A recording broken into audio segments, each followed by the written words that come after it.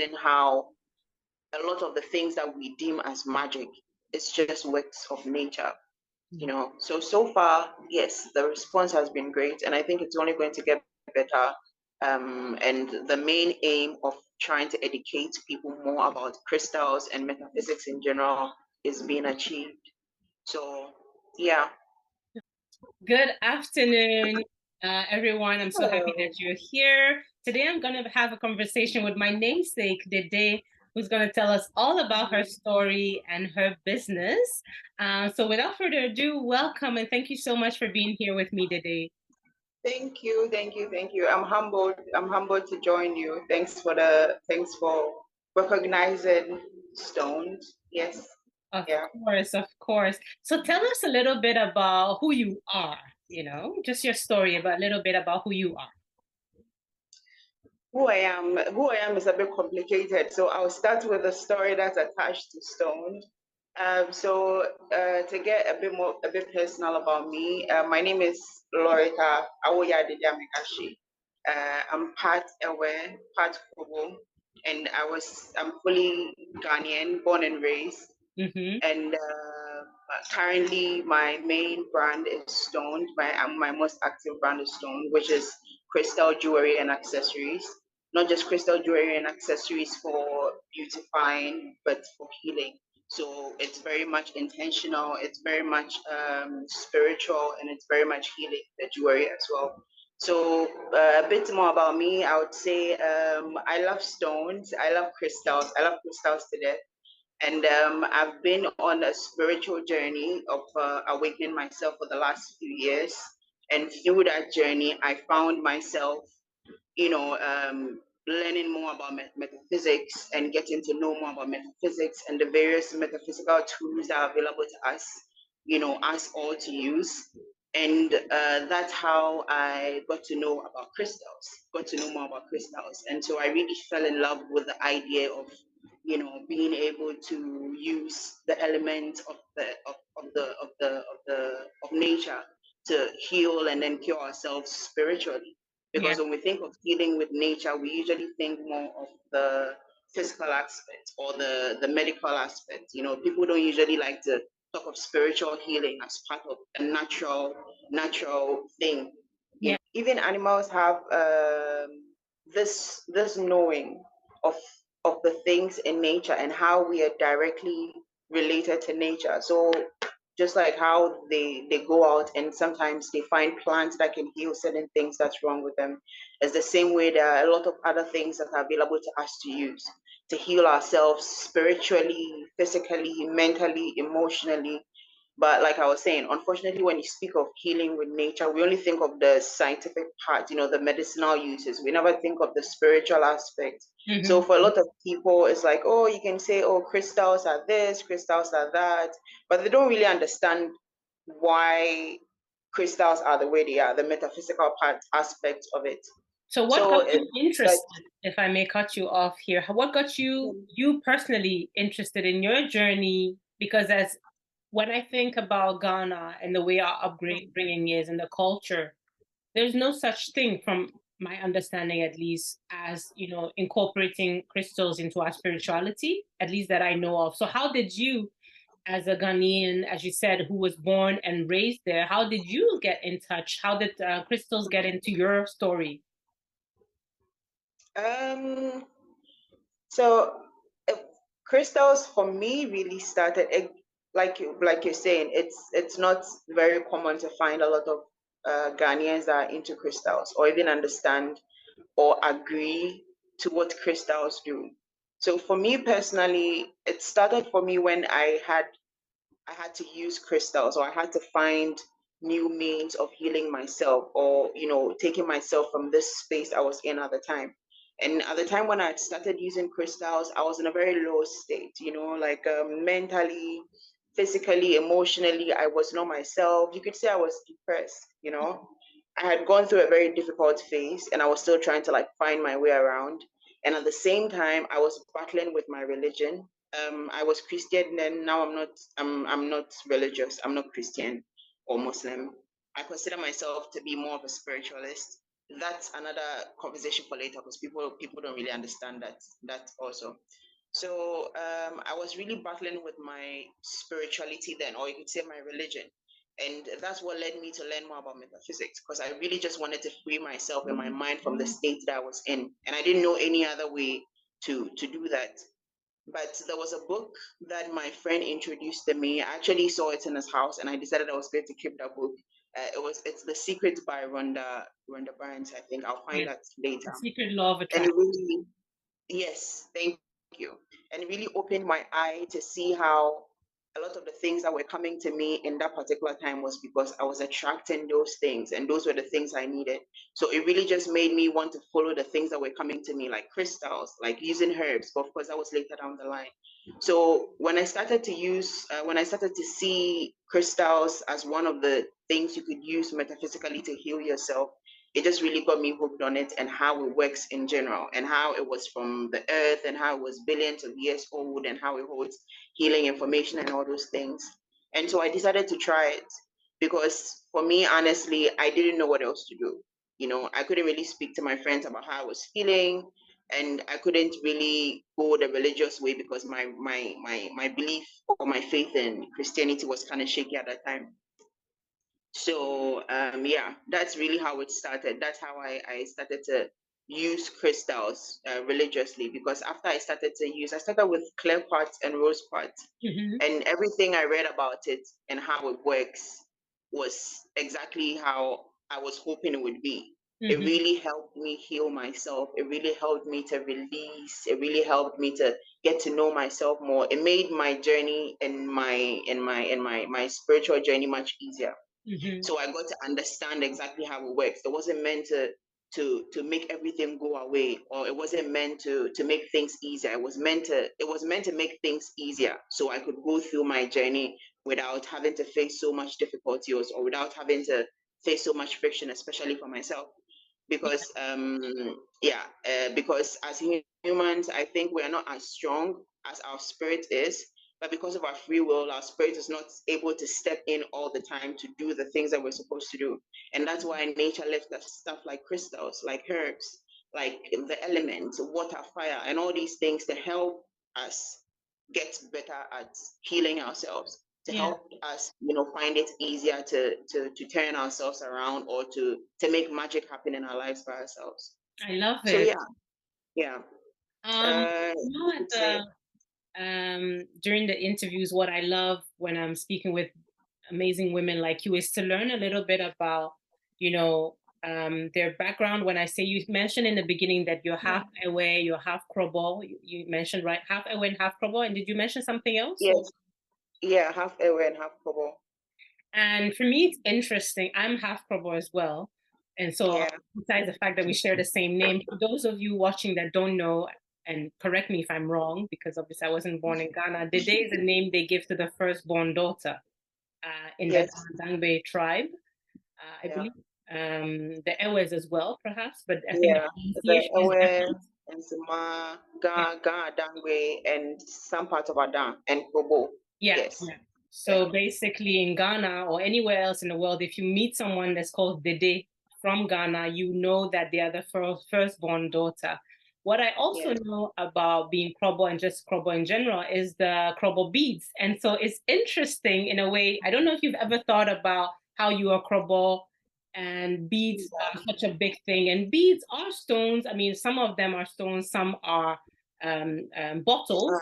Uh, yeah, There were also beliefs, some at least ancestrally believe that there's some spiritual benefits to it or being carried over from generation to generation. Have you ever thought about your cultural background and how it somehow maybe does link to your love for crystals? hmm. Um, yes and no. Because well, with my love for crystals, I think it's purely attached to my spiritual journey, and Mm-hmm. how it opened my journey to, my spirituality, opened my eye to crystals. And I would say the connection to beads for me has always been very purely African, spiritual also, but purely African. However, with crystals, it's more of a universal body to me. I see crystal as crystal holds more of a universal energy, whereby with beads, for me, they hold more of an how do I say, like I don't want to say a cultural energy, but like it's attached more to our tradition, to a set of people. But with crystals are very general. So and so I wouldn't really say my tribe has anything to do with my love for crystals, because when it comes to crystals, I really see crystals as a bigger thing, much bigger past the beat or past other stuff that we're used to. And I think like how we can attribute the beats making to like Kogos, because traditionally Kogos are like one of the tribes that are known for making ethnic beads. You could say crystals are not like that. You can't really trace crystals back to anybody. It's more of a universal thing. And you can even find crystals out of space, like on the moon and Mars, as we're being told these days. So yeah, I wouldn't really say it has anything to do with my Kobo background, but I would say my love for stones in general, yes, could be, because I love beads as well. I wear a few, more than a few, but yeah. Nice. So take us a little bit into, so you talked about your spiritual journey, what interested you into wanting to basically looking for healing somewhere, and you couldn't necessarily go to your friends because they didn't really understand what was going on. You couldn't go to your religion at that time because it was shaky and you didn't feel like you would find the answers you were looking for there. And so you had to go within, and somehow it pointed you to crystals. How did it evolve for it to become what it is now, Stone, a company? Tell me about that journey, because stuff happen in our lives and we go to different things, resources to help us, but we don't necessarily turn it into a company. So how did that evolve for you? Yeah, thank you for that question. That really holds a bigger part of my story with crystals. Because when I started using crystals, despite how much it helped and how well it was doing for me and everything, there was a point where I slipped and I wasn't very, in tune with my crystals. I wasn't really paying attention to myself metaphysically or spiritually. I wasn't cleansing my crystals every month. Like, it's necessary to cleanse your crystals at least once a month, because they do a lot of work just lying around us even. And sometimes you have different energies coming in, and it was a period in my life where I was kind of slipping off my initial plan of following my spirituality and learning more and getting to know more about myself. So I reached a point where I was in a very happy relationship, da da da da, and then something happened. We broke up, and then after I broke up with my ex, I realized just how much I wasn't myself anymore, just how much I had lost myself through the relationship. And so there was this day I was just like, oh, where are my crystals? I just went around to try and find all my crystals. I want to cleanse, because now I feel like, oh, I need to do some work. I need to cleanse. And one of them was broken. I had a serpentine. It was broken because it fell. I wasn't sure how it broke. I think it must have fallen off the shelf. And I was very annoyed. I was like, if I had my crystals, maybe if I was paying attention to my crystals, this wouldn't have happened. And at the time, I just kept my crystals around on my desk, in front of my dressing mirror, in my bag. And then I didn't know what to do with the crystal, and it was broken in two. And I was just like, I wish I could just like wear it, or like do something with it so I can still keep it. So that just kept ringing at me for a while. And then I would go online to look at all these really nice jewelry made from crystals, but I couldn't really find any around. So I searched for a while trying to find people who made crystal jewelry, and all the people I knew just kind of like sold the stone, or the type of jewelry they make wasn't really. So I was like, maybe I should make a few for myself. So I made a few. I wrapped the ones I had already. I learned how to wrap the stones, and then I wrapped the ones I had. And I was like, oh, these are actually nice. Then a few days into it, it was just all I could think of. I was like, oh, but I would really love to do this for this friend. And she likes the stone. Maybe I should. And then the next thing I knew, so my friends would come like, oh yeah, this is really cool. This is was like, actually you could do this as a business, because there are people that love crystals, but they would love to wear their crystals also, not just keep them. So I was like, yeah, I would love to do that. And at the time, I was just involved in my African business, which is our West African market, which I was handling at that time with my then boyfriend, who is now my ex. So I didn't have a lot of interest in that because it was a joint venture then, and the relationship had gone bad. So I wasn't motivated to do that. And I really wasn't motivated to do anything for weeks, maybe even months. But crystals just really sparked something new in me. And I used to make jewelry then, but like I left everything, to follow, to build my African business. So when it got to that point, I just thought to myself, you know what, I would really love to make this, on a bigger scale for people who are interested in wearing their crystals and not just people who want to keep them around. Because I think there are some people out there who are like me that would love to wear a nice or stylish crystal jewelry, not just necessarily keep them around. And yeah, one day I just got up. I was like, I'm going out into town to find crystals. I had no idea where I was going. I didn't know what I was going to. I just had a list of things I saw online if you wanted to make jewelry. And on that same day, I went out. I met an old friend I hadn't seen for like 5 years. And he knew somebody who had everything I needed, every single thing I needed. And he took me there, and it was this older man, may he rest in peace, who was his dad actually. He introduced me and was like, "Oh, really? You want crystal? Come, come, come!" Da, da, da, da. And he took me to his art shop, opened up a box, and it was full of crystals. Full of crystals. He selected a whole bunch. He just gave it to me. He was like, "Oh, go and sell the crystals and make money and come and pay me." I was like, "What do you mean?" I was like, "Yeah, you just go and make business." And that same day, I went back home with a bag full of crystals, paid 0 Ghana cedis on it. Wow. Yes. So it just happened.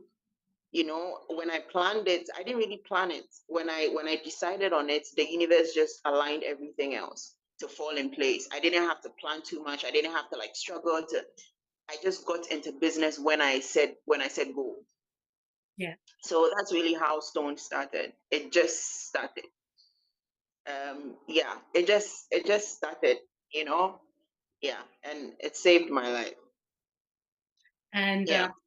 that's really amazing. And I think it's beautiful. It may feel when you're telling the story and to someone else, they may think, oh, it didn't just happen. In a way, you already Right. decided, you went out, you met this friend, and the universe heard you when you said you Yes. were ready. It said, okay, fine, here are the opportunities. And in the beginning of our conversation, you mentioned reading The Secret, the Law of Attraction. And that's exactly what happened there. You attracted Exactly. that into your life Mhm. when you were Yeah. ready to move on to a different stage of your life. And how has the business been going? How have Ghanaians responded to it? Because as you said, it's pretty new in the culture, it's just in the society. Ghana, crystals are not really a thing. So how has it been received? It's been incredible so far. It's it's been incredible so far. I wasn't sure what to expect. And so far, I have customers that have become soul sisters. I have customers that I can call like soul brothers. I have customers that call me in the middle of the night to say, "Yo, I feel this type of way. Do you think I should do this with my crystal?" And sometimes it makes me so humbled. It makes me feel so humbled because when I started Stoned, I knew, yeah, I wanted to do this as a business, set up a company, but I wasn't sure exactly how I was going to do it or how I was going to get people to be interested. But once I started and got in touch with a few people or got a few people to see what I was doing, I realized there were people out there who genuinely wanted to know about crystals. And it wasn't because they didn't have access to crystals. It was just mainly because they didn't know anything about them. Some of them had heard about crystals. Some of them had just felt like, oh, these stones I would like to. They didn't even know they were crystals. They would call them just stones. So spirit led me to really throw myself into getting to know more about crystals and experiencing crystals for myself, because I realized Stone wasn't just about selling crystals or selling jewelry. Stone was supposed to be the kind of brand that educates and teaches people about crystals and how they can use crystals to help themselves, to heal themselves, how they can use crystals in their daily life, like how they can make crystals a part of their lifestyle. So once I started to like really follow that call of like teaching more about crystals instead of trying to sell all the time, it really opened it opened a whole new a door to like a whole new set of clientele, and they were mainly people that just really wanted to know. So in the beginning, it would be like, oh, how much is this? This is really nice. How much is it? I would like to. That was the beginning. And then it got to the point where, but it was like a few times in the week. And then it got to the point where it was like every day in the week, but it was mainly like, oh, what does this do?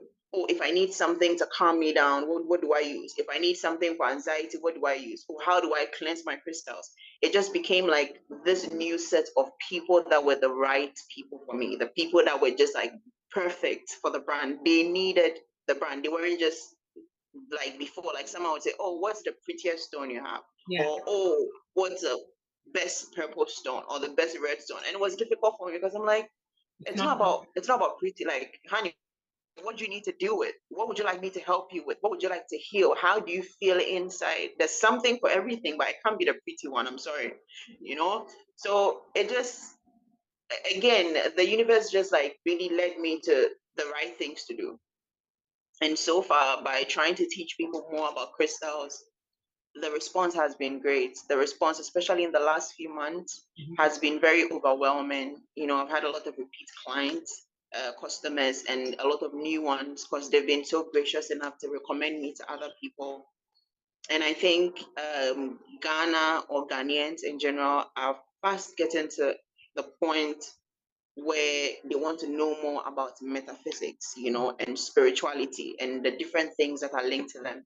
And people are realizing. I'm happy to hear that. And I love what you said about it's not about the pretty stone, it's about attracting people. When you started talking about what the stones can do for them, it's when they started reaching out and asking you questions. So it becomes a conversation where you're helping them deal with their deal or find solutions, or whatever it is, you're helping them. And when you help people generally, then you attract the right people. So I truly believe in that. In the work that I do as a coach, I don't go about selling, hey, I work with this, I work with that. But it's just generally the passion about helping women, particularly women, use their skills, their passion to impact their communities through doing something that they love and they're really good at. And my thing is, whenever I meet someone, they have a beautiful story or something that they're really passionate about, and they're sitting on it for fear of failure, for fear of, oh my God, I cannot do this. I'm aching to help. I'm like, oh no, please. Yeah, you can do it. Like you can. There's so many ways you can do it. You can do it. Exactly. So I completely Yeah. relate to the story you're saying, that when people come to you and they say, I'm struggling with anxiety, I'm struggling with this, and you're probably sitting home thinking, oh my God, I know exactly what you need, honey. Yes. Yeah. And it makes me so excited. I was like, you, another one for like, yeah, somebody got exactly what they need. And it makes me so excited, because I get to hear from them again. And it's like, oh, hey, how are you doing? And then I can feel their vibe. It's like, oh, this is a bit different from the person that came around before. And, they want to be friends. And it's like, and I've had difficulty making like forming friendships, or like, I don't know how to put it. You can call me a weirdo in some ways, but it's difficult to like just genuinely make a bond with people that I feel are in line with how I think or what I do. Yeah.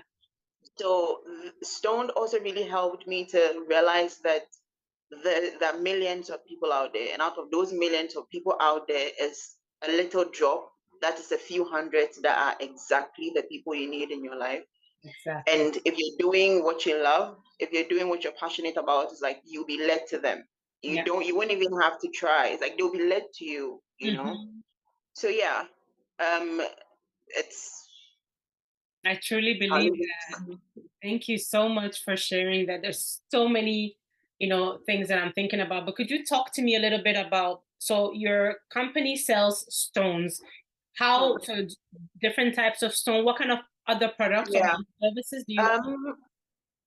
Yeah, so we sell stones, crystals in general, yes, but in the form of jewelry. Mm-hmm. I do sell it on I would say we because it's me and spirit and my guardian angels and my ancestors, like a whole entourage All of us. behind me, Exactly. It's like a whole this thing, but yeah, we sell stones generally, raw stones, some crumbled stones, and we push to make more stone jewelry where people can wear them and use them often than just like have them around. So I actually put out a few samples I wanted to show you of Sure. the different types of stones. So like we have like the chunks like this. Mm-hmm. This oh sorry, that was a balloon. I have like a whole bunch of balloons on the side. This is a rose quartz. So this is like some of the types. These are the rough types, Mm-hmm. and you can keep like these in the room or like in a purse and stuff like that. And then have some tumbled ones. So the tumbled ones, they're still raw. Sometimes people think tumbled means something has been done to it, and raw means it's still pure and raw. It's the same. Tumbled just means that it's been tumbled, so it has a smoother finish, and it's kind of like polished. And Yeah. then it comes in tumbled as well. Yeah. And then, of course, it comes in like a jewelry of like different types of jewelry and stuff like that. So these are the three main types that I sell: the raw types, the tumbled, and then the jewelries. Do Yeah. you also make custom made jewelry? So if someone has a stone and they say, okay, let's say I have a couple rose quartz at home that I just keep. And if I were to want to wear them, is that something that you do as well? People can bring their own stones to you for Yeah. you to make. Yeah. Yes, yes, yes. I do that also because I realized how, like I was saying, like just like how I started. There are people out there who sell crystals, but not all of them make crystal jewelry. So some people have stones that they would love to wear. And yes, we do that as well for a small fee. We Mm-hmm. take the stones and then wrap. For you, you can choose a design from what we have that you would like, and then we make it in that design for you. So I do that. I do that as well, and I'm hoping to, do crystal consultations, as well. Like actually have, just kind of have conversations with people, not a consultation really. Just have open conversations with people about how they can use crystals every day. How they can even use crystals to tune themselves in a matter of minutes, how they can use crystals to like, diffuse anger in a matter of minutes, stuff like that. Yeah. So yeah. Beautiful. Could you tell us a little bit about, from what can we expect from Stone between the next 6 months and 1 year? What are some of the works that you're planning and the projects that you want to share with us to get us all excited? Wow. From now to the next 6 months, from now to the next 6 months, the main thing I want to do is a giveaway. A giveaway because, I'm so grateful for how far this brand has brought me, because this brand has helped me really heal. It's helped me release a lot, helped me.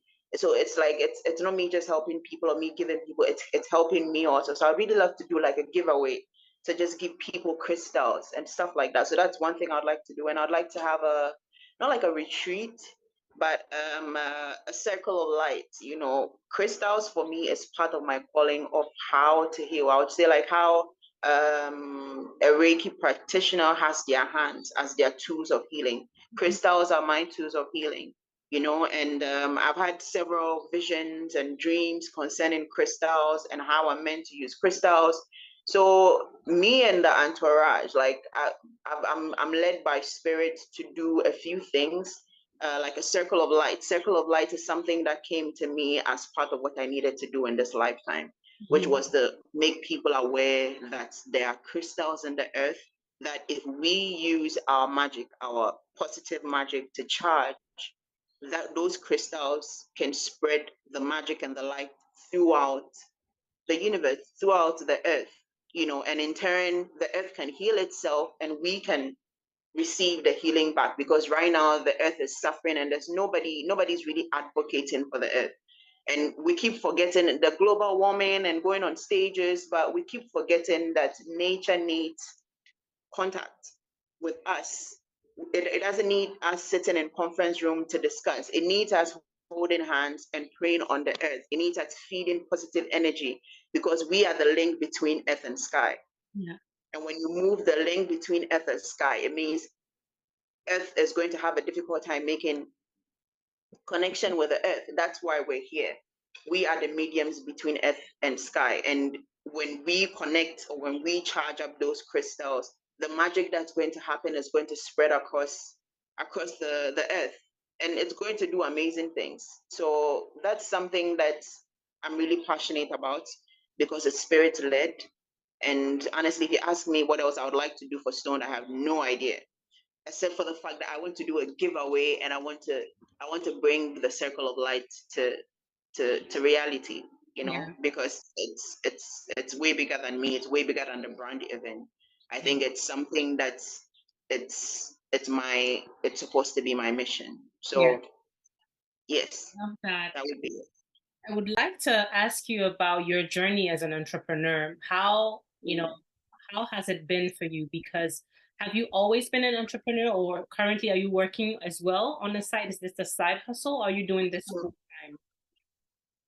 time? Yes, I'm doing Stone as a side hustle for me Mm-hmm. right now.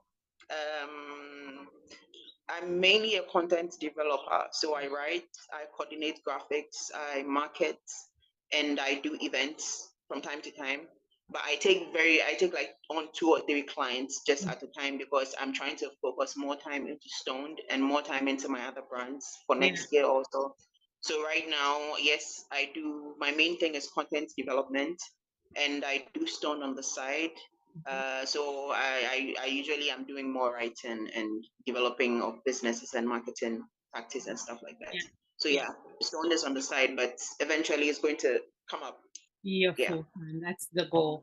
And Yeah. what would you say is the one of the struggles that you've encountered as a side hustler? Because as an entrepreneur in general, there's so many things that have to be done. What would you say has been Yeah. the biggest challenge for you?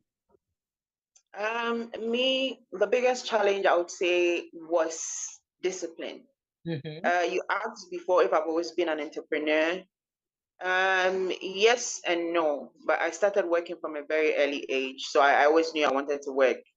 I got into high school very early, at the age of going on 15, and I was not ready.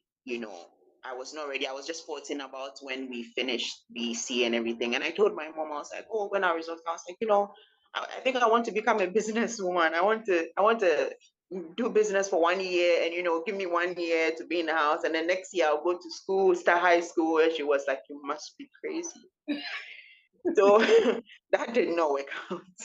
And I wanted to start a business like ice pack, like making ice cubes for parties, because it was big business. We lived in Studio. Mm-hmm. I've been around with my mom, Kumasi, Tamale, Fiepre, so we lived around the country. And so from a certain age, but from high school, I kind of cut that off. And then from 17, I started working. I wanted to be on my own. So I left home, started working. I started as a waitress. I've been a nanny. I've been a cleaner. I've been an administrator. I've been a secretary. I've been a supervisor. I've been a coordinator, but from then I learned a lot of things. I did broadcast journalism along the way, so I did some presenting, some acting, just a few things in the media, and then I polished up. I did some fashion as well. I went to fashion school for a bit, so I delved into a lot of different things. So I'm 29 now, but for the last 13, 12 years, I've been working. Yeah. So that really helped me to build myself as somebody who knows how to take charge of an idea and grow it into something that is fruitful, to grow it into an actual business that makes money that people come back to. So I Yeah. would say being able to work in different industries really helped me to build that skill. And with the discipline part, the discipline, my spirituality really helped me with discipline, because I used to procrastinate a lot. I used to complain a lot. I used to be very fussy. I used to be very fussy in the sense that I would literally, I would make such a big fuss about something that's so trivial, and then that would just end up taking all the time that I need for work, or I was supposed to do something. So I had to really learn to become an entrepreneur who is disciplined in the way that you understand that you're not the only person on board. Even if you think you're doing more than everybody else, you need to understand that you need the other parts for your shit to work. Pardon me to say, because unlike a company that has people doing multiple things, you as an entrepreneur are going to be the one to do the customer service, do the operations, do the marketing, do the development. If you're not, like, you do the everything, right? And so if the few people you're working with, if you're not able to be disciplined enough, not disciplined because they're doing something wrong, disciplined enough to handle yourself with them, they keep putting you back. Because sometimes somebody has to do something. If you can speak to the person in a way that makes both of you comfortable to achieve what you need to achieve, you can get the work done. But if you allow your anger to come in, somebody is going to be upset and the work won't get done. And at the end of the day, so the discipline on all boards, how to be disciplined with myself, anger issues, how to discipline myself to be like, yo, why are you getting so upset? This is nothing, shut up and get the work done. How to discipline myself in that manner, how to discipline myself in the sense that, you're supposed to be working tomorrow morning, early morning. Why are you still up having this unnecessary conversation or watching this movie that you've seen 30 times already? Can you put the phone off and go and get some sleep because you need to get to work? You know what I'm saying? Like, why are you trying to complain about this thing so much when you know very well that you didn't make the call you needed to make for this to get done? Like, it's your fault. Also admit it and let's just move on. Here, a lot of accountability as well. Holding yourself accountable. Thank you. Holding yourself accountable. So discipline, I had to learn discipline on multiple levels because it comes on different levels. Sometimes I think I'm disciplined and something happens and I'm like, okay, maybe I'm not yet. So and perseverance, because a lot will come your way and you have to just be ready to persevere and push. And also fear, not being afraid to make the change, just fear of any form, not being afraid to make a change when you need to. And then also to pause. When you need to pause, you need to pause. Pausing, even if you pause for a year, doesn't mean you're done. Sometimes you just really need to pause, take a stand, and just like take a fresh look at everything from a fresh perspective. From a fresh perspective. So discipline, perseverance, learning to pause when you need to. And lovely. And any of the highlights you want to share, something that you're like, okay, this makes it so much worth it, all the struggle. When this happens, I know that I'm doing what I'm supposed to be doing. What is that feeling for you? For entrepreneurship in general, hearing people that have been with me from, not like been with me, but like, because some people are watching, but they're not necessarily with you. Just hearing people that have seen me from where I started till now actually comment and say, like, give you recognition, like, yo, you really come far, you've done really well, you should be proud of yourself. Because sometimes I want to be proud, but I'm like, bitch, don't relax yourself. And then it's like, because sometimes too, I'm trying to be a perfectionist. It's like, how much have you done? You can do more, you can do more. And so I downplay my success. So hearing it from somebody else, it's like, especially somebody who has seen the you from before, where you started, or the things that you were doing, it really makes me, it's a feeling that's just really worth it, and speaking to my customers after purchases, like my soul sisters, like sometimes the kind of conversations we have, I'm like, I don't know who else I can ever have this conversation with. I don't know who. Only they would understand. And these are people that I just met online trying to make a sale, and they've become such big pillars in my life. Yeah. So that makes it very worth it, you know, to speak to these people and then realize that the product you sold them has helped them so much that that help is not trickling down to me. It makes me feel blessed because it's like I've done my duty and now I'm being blessed even on top of it. Yeah. Yeah. Beautiful.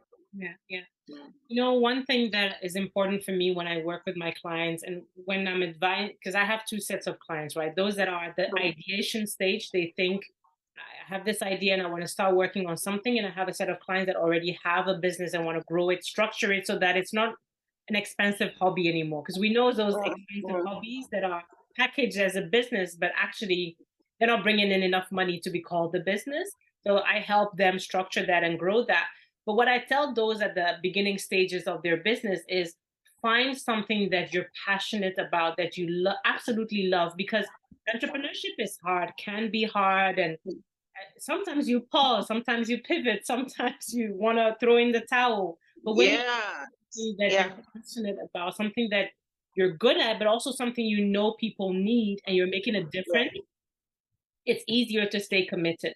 And so I think that's also something I'd share with people who are thinking about maybe starting a business and they're not sure what.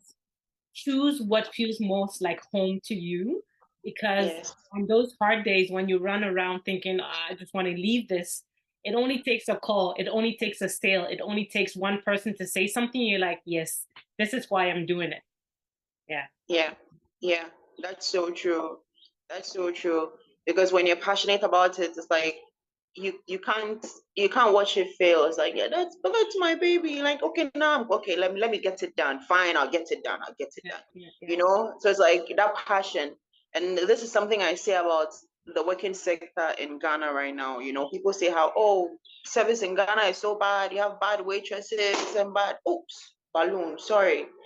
Um, but that's because a lot of these people are doing things they're not interested in. They're not passionate about waiting. You know, when you go outside, people have the opportunity to go to schools, hospitality schools, to become waitresses because that's what they want to do, and they get paid a certain amount because they've done that. But you know, here people are settling because there's no jobs. It's like, oh, I'll be a waitress for the minute. Because like, yo, I'm not here for the long while. Like, don't come and give me stress. Like, take your food, take your this thing, and let me be out. I'm going to do nursing next year. You know? So it's like I keep saying, it's like if we were more invested in opportunities and ventures that were made from things that we're interested in, like carpentry, doing woodwork, like molding, doing clay work, and all those things, because there are people that are passionate about those things. We would have a country full of people that, regardless of the economy, they are happy to do what they do.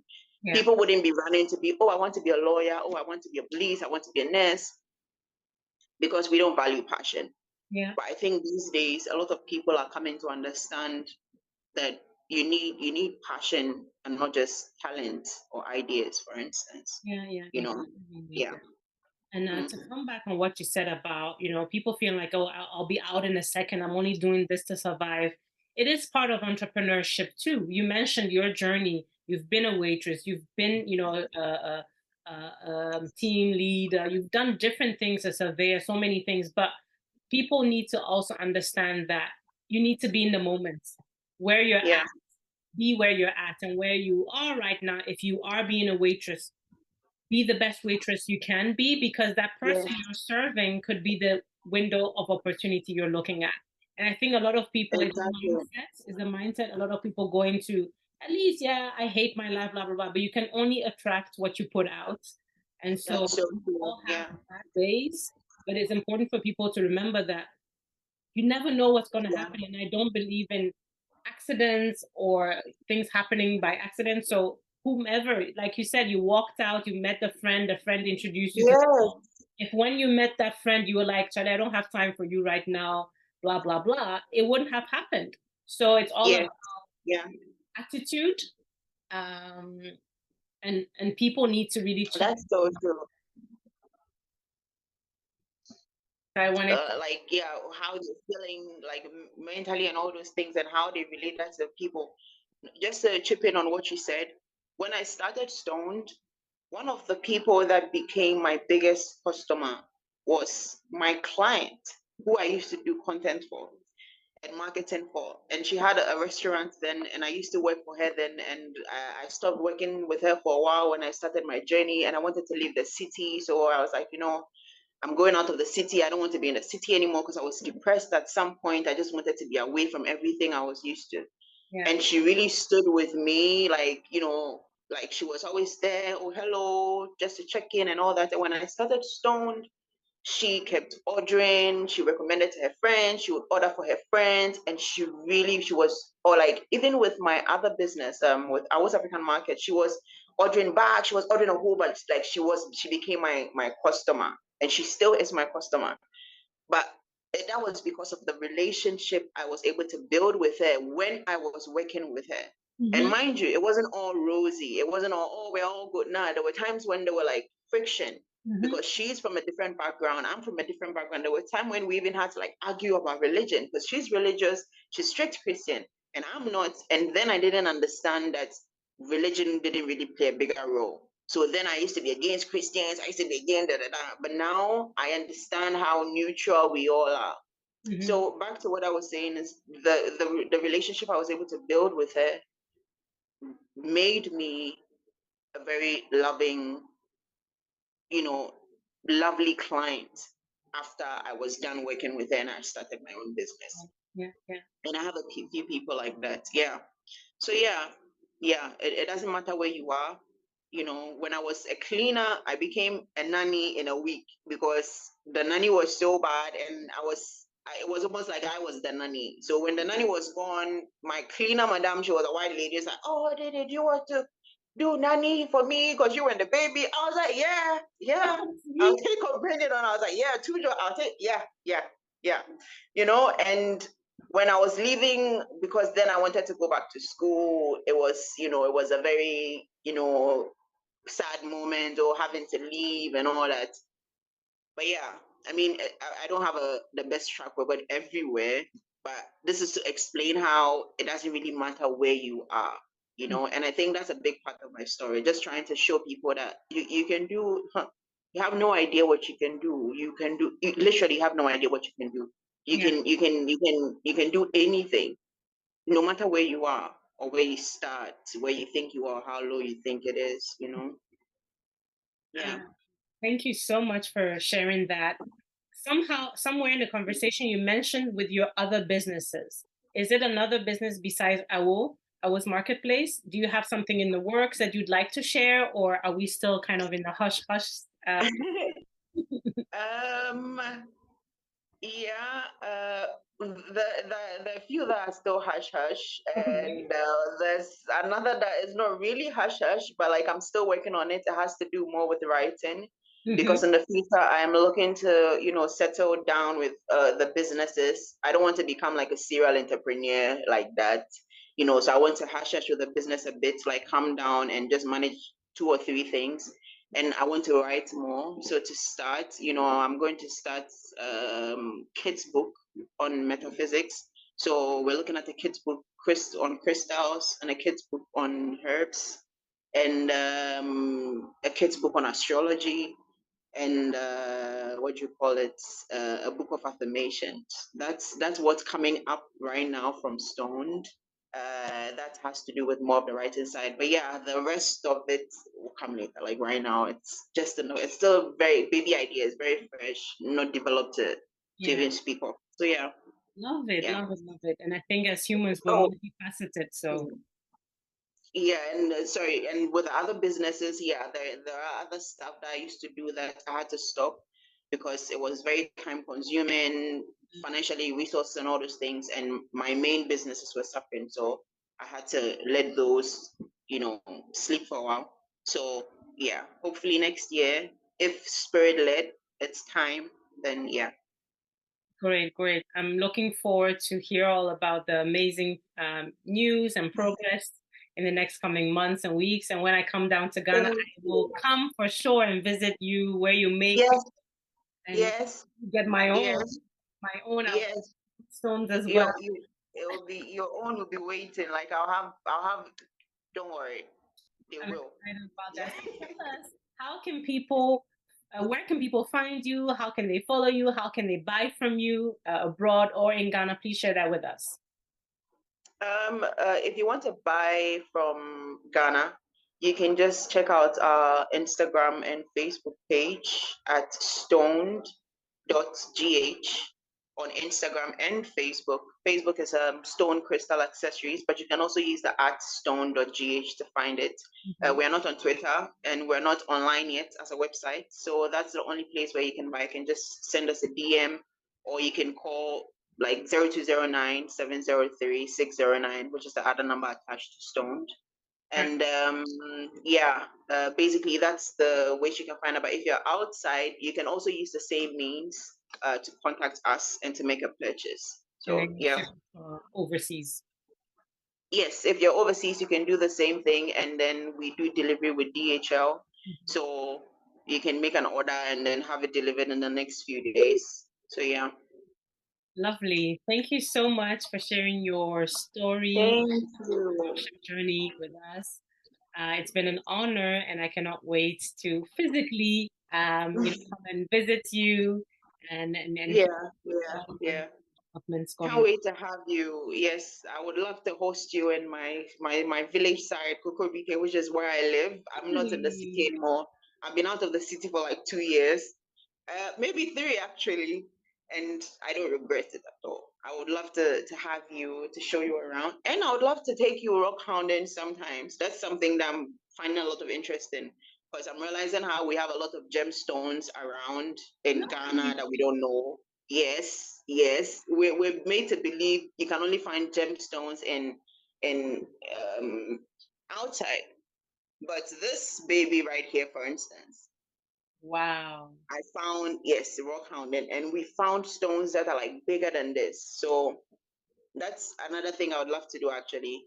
Just get people who are interested in just going to see gems, just go out and play in the sun and the dirt. Lovely. I'd definitely love to connect with you again to maybe do a session about, teaching us a little bit more about how we can use crystals to heal ourselves, and also maybe some tips on best practice on buying when you're buying gems, because I know there's a lot of fake on the market as well. So it's really important. But people who don't know may be buying, fake when they go on holiday somewhere. So I would love for us to do a session about that if the timing is right. I would love to. Yes, I would love to. That would be great. Thank you. Thank you. Yeah. Thank you so much for having me. Bye. Bye. Thank you so much for watching this interview. I hope you enjoyed it. Make sure you hit the like and subscription button if you haven't done so yet, and I'll see you next time for another interview. Bye.